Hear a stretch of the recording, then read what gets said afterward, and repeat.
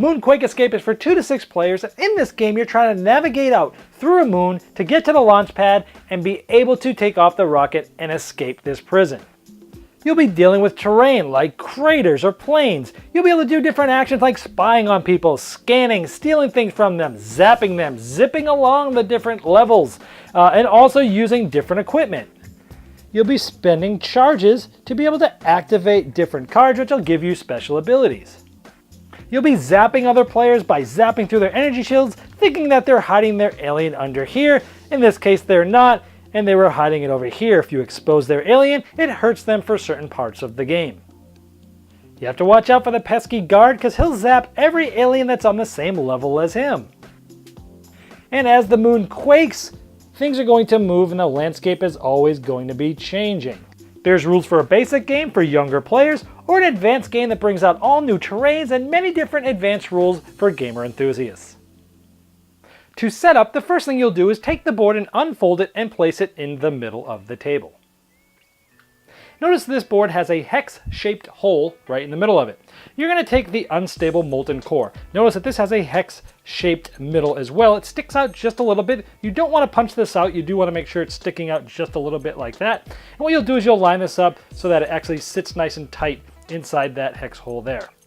Next, you're going to take this purple piece. It looks like a magnifying glass. It's called the gravitational stress, and you'll place it just like that. Now notice there's a little piece on the end here that says slide on.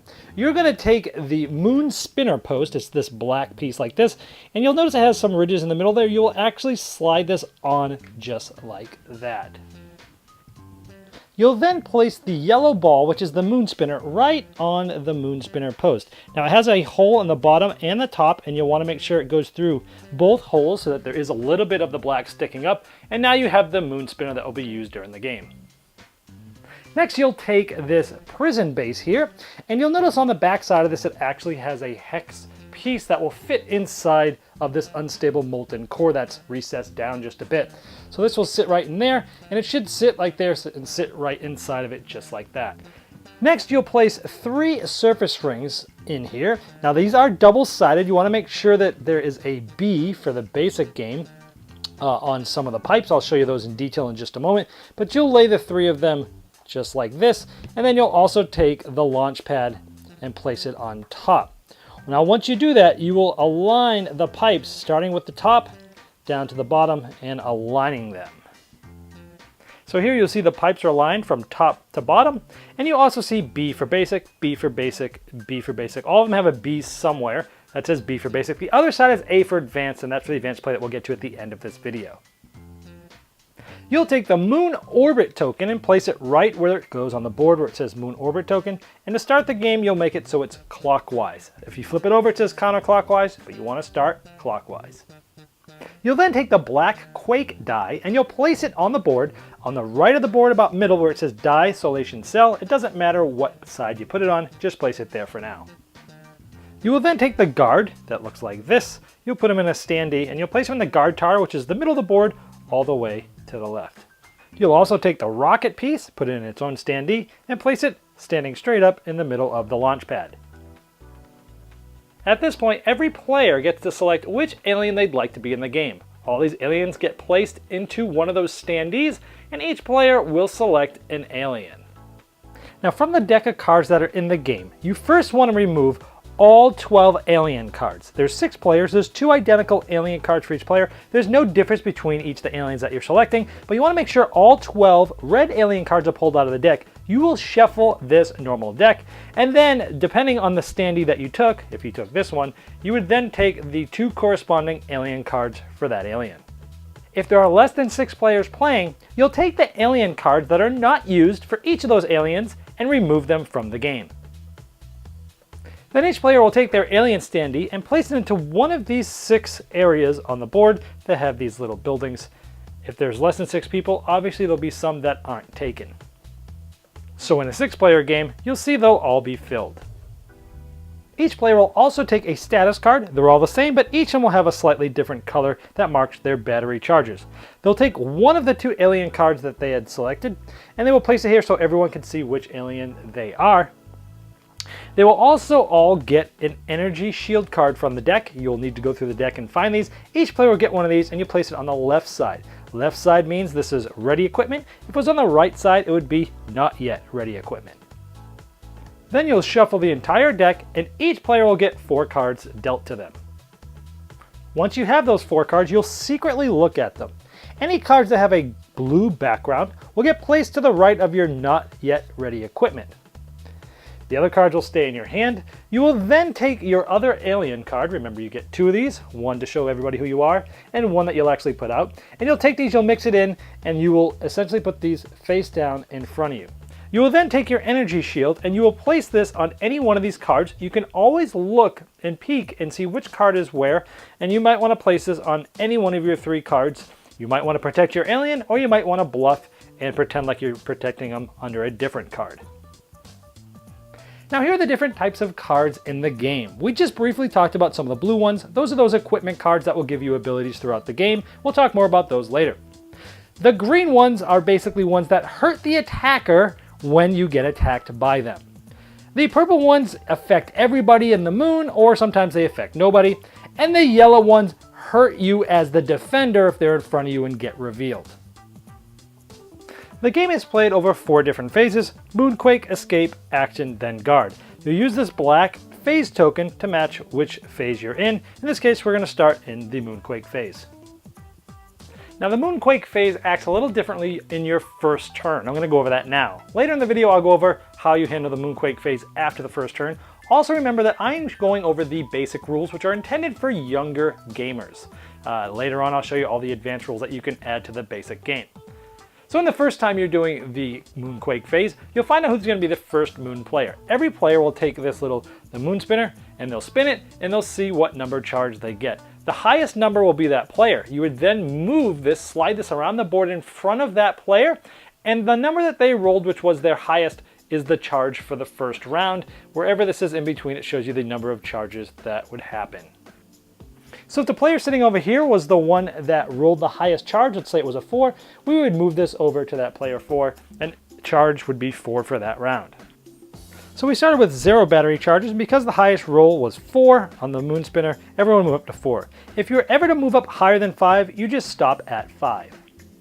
The moon player would then roll the quake die and change the board. You'll roll it 3 times, one for each of the rings. In this case, they would use this top ring, they would move it 0, it would stay the same. We'd go to the second ring. This says 2, and it's saying going counterclockwise. So on the second ring, notice how the pipes are matched up, we would move it 2. So essentially, we have 1, 2, each count matching up to the next pipe. And you'd do that for the third one, but let's just say we rolled 0 and it doesn't move. Otherwise, you would move just this bottom ring for the 3rd time. So it's 3 times, 1, 2, and 3. And next we will go to the escape phase. And with every phase, whenever I talk about moon orbit order, it's always what this is. Right now it's clockwise, so you start with the moon player and then go in moon orbit order. Now you'll do one of 2 different things during this phase. Number 1, if your alien is still hidden, which it is here, you'll move up 1 level on the board. So if I started here, I can choose to go to here or here. Now in this basic game, by default, you can't enter craters without special things happening that we will go over later, but for now, we choose just to go up here in the plains. Now notice that the pipes on the bottom of the board line up, and all the pipes line up. It might happen that you're always lining up the pipes when you turn the board from top to bottom, but it might happen that the bottom of the board might be off a little bit like that. If so, you can usually push down and line up the whole entire board where these don't spin in order to get these to sort of line up. Now, if I were here at the beginning of this phase, and my only 2 choices are to go to the crater or the crater, in that case, you could go into the crater in the basic game. Also, if you started in the crater, you could go to another crater with no penalty. Now, the exceptions in the basic game to move into the craters, other than what I've already mentioned, are you either have to be able to use Hazard Suit card or the Gravity Boots card to get in there. And keeping in mind that these have to be ready, they can't be in the not ready side. Now we're going to talk about how cards work in more detail later, but just know that you can get pushed into another crater if a tractor beam card is enacted, and then the quake die would get rolled, and you would move that direction that many spaces if you were the attacker, and you would end up moving into a crater possibly. Now if my alien was exposed, we'll talk about how that happens in just a moment, but if it was exposed and it was flipped up, these were the sort of the face down cards in front of my status card. If it was exposed, I wouldn't get to move up a level. Instead, I would draw 3 cards off the top of the deck and secretly look at them. If I'm at the very top of the moon, which is the launch pad, you would actually draw 4 cards. Otherwise, most of the time you're going to be drawing 3 cards, secretly looking at them. Any blue cards are added to the not ready equipment side of your status card. All the other cards that are in front of me will get taken up, including my alien. I would get to mix these up and place them down in front of me. Obviously, you can look at these at any time, and I would then decide to place any energy shields that I want over any card. After everyone's done that, we would go to the action phase. And starting with the moon player, going in moon orbit order, people will be able to spend battery charges to do some actions, and some of them are free.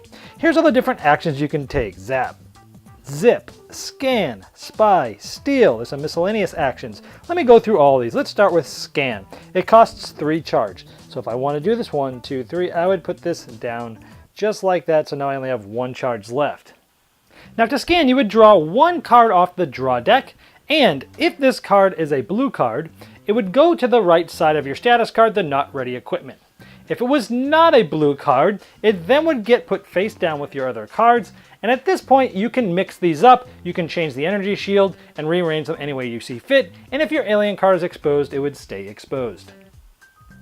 You would continue to take actions until either you can't or you don't want to take any, then it would go to the next player's order. But I'm just going to show you what the other actions are, even though I don't have enough charges to do all of these. Let's go over zap. Well, let's say I want to zap another player. I think they're hiding their alien under the energy shield. I spend a charge to zap the energy shield, and this has gone to the discard pile. I spend another charge to zap here, hoping to find the alien, and I find a lucky shot card. So we do what the card says. This says the defender loses a charge. This was the defender. They lose a charge, and then this gets discarded. I then spend another charge to zap here. Hey, we found the alien. So what happens now is, first of all, the player who found the alien gets to draw a card from the draw deck, just as if we mentioned in the scan section of this tutorial, and this player would need to keep this alien exposed until the next escape phase. Remembering, anytime you draw a card, especially like this, if it's a blue card, you put it on the not ready, otherwise you put it down into your hand face down, and you can always rearrange them and rearrange your energy shield as well. Also, when zapping, you cannot zap any player that already has their alien exposed. You could spend 1 to zip. Now you can only do this if your alien is still hidden in front of you, but this helps you move around the moon. And when zipping, let's say I want to go 2 spots, you can zip through the crater here. You're only using the effect of the place that you end in when doing it. So I started here, I zipped through the crater to here, that would be a valid zip. But if I was starting in a crater, you can zip like normal, 2 spots to a plains, or you could zip to a crater if it's adjacent. You could spend 1 to spy. Essentially, you get to look at any face down card in front of somebody else, but not if it's under an energy shield card. Now, you can steal if you're in the same space as somebody. So let's say we were both in the same spot or in this crater place. You could steal 1 not ready equipment card from them. And you can also use some miscellaneous actions. So in this example, we could ready equipment. In this case, we would spend a charge, however many charges the card says, we would spend that charge and then move this card to the ready side where we can use it whenever we like. Now, if you ready an energy shield, as soon as it's ready, it must be placed on one of your face down cards immediately. Of course, you can look at those face down cards at any time. You could also save any unspent charges if you had any, and you can use these basically once you've already paid the charge to get them over here, you can use them at any point. And in the action phase, you also get to use one of these bonus actions. Now, depending on wherever you start at the beginning of your action turn, that's the bonus that you get to do. So in this case, if I started in the plains, I get to use this action, which is scan. All these actions are ones that we've already gone over, but you get to use them during the action phase on the one that you started in. After everyone's finished, then we go to the guard phase. Now here's the guard so you can see what he looks like, and he's standing on this first ring. Now, if there happens to be no players on the same ring as the guard, the moon player will move the guard to any spot on the next level. But if there's at least one player, that guard will zap everybody that's on that level. Now, the guard zaps the players in the same order as the previous action phase. Start with that player, and then it goes in the direction of the moon orbit. That player takes a zap on the previous player, and so on and so forth until all the players are zapped. Now, when a player gets zapped by the guard, let's say it zaps this card, you flip it over, and unlike during a normal zap, when the guard zaps, you do not do what the card says, it just gets discarded. Also know that normally when you have an alien exposed, you cannot be zapped, but with the guard you can still be zapped if you have an alien card exposed. Now once the guard gets to the launch pad, the guard will remain there until it's zapped back to the guard tower, and then it will move on to the first level on its next guard phase. Now at the end of the guard phase, you check to see if the game might end. It does end if one or more players is on the launch pad, their alien is hidden, and they have at least one charge left. Noting that when moving to the launch pad, if you move through this forced fence, it costs you one charge. But if there's just one player there and all those conditions are met, they win. If there's more than one player there and all those conditions are met, the player with the more face down cards in front of themselves wins. If it's still tied, you spin the moon spinner to see who wins. If it's still tied, you continue to spin until there's one winner. Otherwise, if nobody's won, you'll start back over in the MoonQuake phase, and let's go over the differences in a non-first round of this. First, we look at the moon orbit direction. If there are any orbit reverse cards, for every card that's there, you'll discard it and flip this to the other side. You would then move the moon spinner to the next player in this direction. In this case, we're going counterclockwise, so the moon spinner would go in front of that next player there. Now that moon player would spin this to see how many charges everyone gets, unless there's one of two cards on the moon orbit token. The lunar eclipse gives everyone 2 charges. And if this wasn't on there, but the lunar glow was on there, everybody would get 5 charges. In either of those 2 cases, this would not get spun. Now you would go and change the board like I showed you earlier using the Quake die, unless all the players in the entire game are on the launch pad. In that case, you would skip the change board step and finish the MoonQuake phase. Here's some things to keep in mind when your alien is exposed. First, you cannot launch the rocket from the launch pad if you're exposed. No one can take the zap action against you when you're exposed, but you can still get zapped by the guard or the defense gun card. Also, you can take all the actions as normal, except you cannot take the zip action. But you can be moved by, say, a tractor beam, which aims and moves the attacker. You can still get moved by that if your alien's exposed. And then also remember that if your alien is exposed, during the escape phase you don't actually move, but you actually draw cards and then re-hide your alien. So let's talk about what these different equipment cards do. There's 6 different ones. The energy shield we've already talked about. When somebody zaps it, it just protects your card from being zapped. They have to spend another zap to then hit this card. Now the hazard suit, as we mentioned a little bit earlier, in the basic game it allows you to move into a crater. You would then discard it. And if you're in that spot at the beginning of the action phase, you could use that icon for the bonus action once you're there. Now for the advanced game, this will allow you to move through other types of terrain that we'll go over in just a moment. It also would help protect you going through a force fence, getting on the launch pad, but does not protect you from being zapped by, say, a defense gun or a tractor beam. Now the extra battery is used once it's ready. Basically, I have no charges left. I can discard this to spend 1 charge as an action during the action phase. I also could use that extra battery charge to launch the rocket off the launch pad to win the game. Now the extra battery is safe from the lucky shot, which is mentioned on both of these cards, and it's also safe from radiation, which is an advanced terrain that we'll talk about a little bit later. Now the gravity boots, the first thing we saw is in the basic game, it lets you get into a crater. But other than that, it allows you to ignore the moon slide and tractor beam cards, as this card states. If you're going to use it to ignore a tractor beam, you must discard this before you roll for the tractor beam. Now the grenade launcher, let's say I already had this ready and I was getting ready to use it. This is another player. I can use it to zap a shield and the card under it. So I would discard this and I could zap this shield. If there was another shield under it, I could zap that and that would be it. If this only had 1 energy shield on it and I played that grenade launcher, I could zap this and then zap this, hoping to find, well, it's a tractor beam, not good for me. Now you can use that grenade launcher also to get to a hidden card or the guard, and you can use it when your status gun is jammed as well. Now the repair kit doesn't cost anything to move it from the not ready to the ready, all the other equipments cost 1 to move over here. But once it's here, basically you can use it to use one of these other equipment cards. Instead of discarding this, you can actually use this repair kit to keep this. So how this would work is I use my grenade launcher, I do the action. Instead of getting rid of this, I can get rid of the repair, and this goes down into the not ready equipment. Now, if I didn't want to do that, you also get to know that in the advanced game, this can be used to create a decoy, which we'll go over later, and it cannot be used to save equipment during lava flow. That's also an advanced game tactic. I'm going to go over the different advanced rules that you can add to the game if you'd like. Now you can add as many or as little of these as you'd like. If you play with all of them, it's known as playing the maximum security rules. Let's dive into the new terrains first. If you remember when setting up, we had you put all of these on the B side for basic. If you flip them over, they're the A side advanced. You can mix, have some of them as basic, some of them advanced, or all advanced or any mix in between for a total of 16 different possibilities.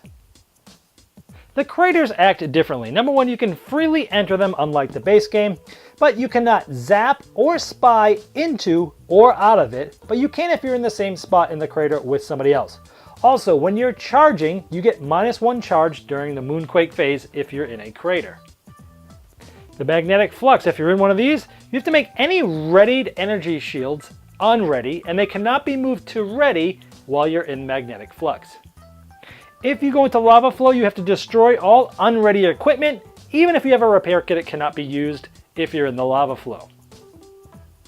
Now, if you're in the radiation spot, at the end of your action phase, you must remove all charges left over. You have to go to 0 charges. However, you can keep an extra battery readied to use later. Now, if you're in the tractor beam spot, essentially the tractor beam hits you, you roll the quake die, and you move yourself to the spot that the die tells you to move to. Also, if you're on this spot, if you want to use the bonus action, you can aim the tractor beam at somebody else. If you're on the Ion Storm side, you cannot use scan or spy actions, and you're also safe from the spy actions from others. If you're on the defense gun spot, the player to the left gets to zap one of your face down cards or your energy shield. Now, even if your alien is exposed, they can do that to you. If they do it to a face down card, you do not resolve the effect, you just discard it. Also, if you're here, you can use this space as a bonus action to aim the gun to zap a player or guard. You can play with advanced guard movement. Whenever a guard moves up a level, the Moon player will then roll the quake die and move the guard accordingly, and then if that guard is in the same spot as other aliens, he then zaps them, otherwise the aliens don't get zapped. Now you can play with hidden equipment. Let's say you draw this card. Normally any equipment card would go in the not ready. But you can decide to, instead of doing that, place it face down and rearrange it as you wish in your face down hand. However, if an attacker does zap this card and it gets flipped over, that attacker gets to take this card and ready it themselves. However, equipment cards gained this way or with the steal action cannot be placed face down. If you have a readied repair kit, you can discard this card, and then you can take either a hazard suit or a gravity boot card, a single one of these, and you can place it face down into your face down hand. Of course, you can always rearrange these, but it allows you to do that to one of those, and that's called decoying, because you are decoying as to which cards are down there, and it's harder for them to find the alien. There's also a sudden death shootout you can use for the end of the game. If more than one player is here, you no longer just do the Moon spin-off, you can try to shoot each other out. Now when this happens, players can move their energy shield to any card they want at that point. If the guard's at the launch pad, he moves back to the guard tower, and the current player adds 1 charge to their action card. And at this point, the players are trying to zap each other to win the game. But if when zapping the other player a guard card comes out, the guard appears from the guard tower and zaps all remaining players and then goes back to the guard tower. And no one wins if the guard finds all players in the same round. If the gun jam card comes out, essentially the attacker cannot zap until the next round of the shootout, but they could disregard it with a repair kit. And then you go back and forth with the players in the shootout until one of these things happens. Well, in this case you lose if your alien card is revealed face up, or you run out of charges, or your alien gets knocked off the launch pad on the board. In other words, the last player remaining is the one that launches the rocket and wins.